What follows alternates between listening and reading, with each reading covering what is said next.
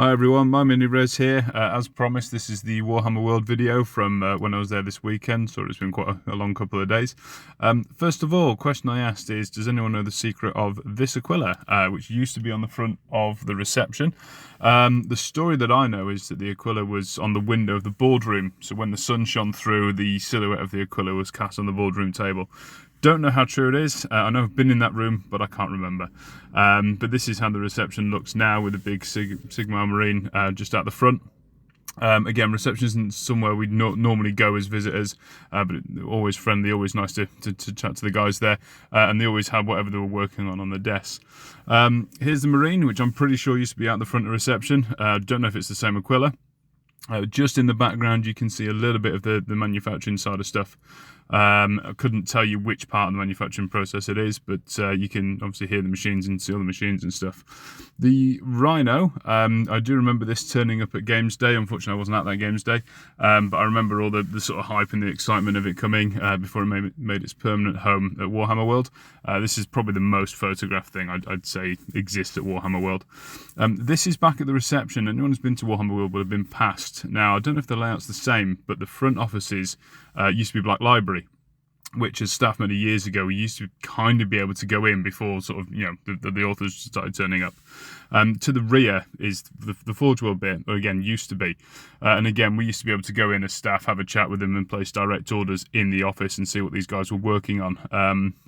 The Forge World, some of the Forge World stuff is absolutely incredible. Always loved the Thunderhawk. Probably one of my favourites, which is the Storm Eagle, and the gunship version, which is the Fire Raptor. So it used to be really cool just to drop in and speak to the guys at Forge World. I think as the Black Library stuff got bigger, they kind of sectioned a lot of that off, and probably a lot of the Heresy stuff as well. This big building here was kind of a newish addition when I was there. I'm pretty sure that some of the design team and stuff were based up in there as well. I know I have had a good walk around that area, and also a lot of the training stuff as well. Part of the training when I was there to become a store manager was called the Sergeant's Course, which was a week of pretty intensive training in all the different aspects of the hobby, and upon completion you were issued your battle brother, your Sergeant's Course. Little snap from inside Bugman's now. This booth and the one next to it, which was occupied at the time, was actually, that used to be the shop for Bugman, so all of the special stuff used to just be tucked in the corner. Bugman's was quite nice, quite interesting. They've got rid of the Gutbuster burger. I was a big fan of that. Food-wise, pretty good. I had the sort of tikka halloumi flatbread thing. I wasn't shocked at the price, to be fair. I thought it was all right, actually. I've had many a meal at Warhammer World, and again, as staff, the canteen for staff is actually just behind Bugman's in the sort of staff area.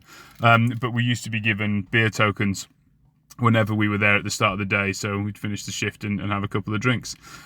So yeah, Warhammer World, great to be back. It's changed a lot to make it feel quite new, but I imagine a lot of the internal stuff, which I don't have access to anymore, is pretty much the same. And how do I know all that? Well, with my time working there, obviously, we used to get to go to head office quite a lot. I don't think it's something they do anymore. Chatting to some of the guys at Warhammer World, I don't think the visits are quite as common to head office anymore. But one of the things we did was something called the Journey of a Citadel miniature, for which we were given this pin, and it was all across the office, all across the Warhammer World depot, from inception of models to design to making the molds to manufacturing, production, and then dispatch. Thanks very much. Hope you enjoyed.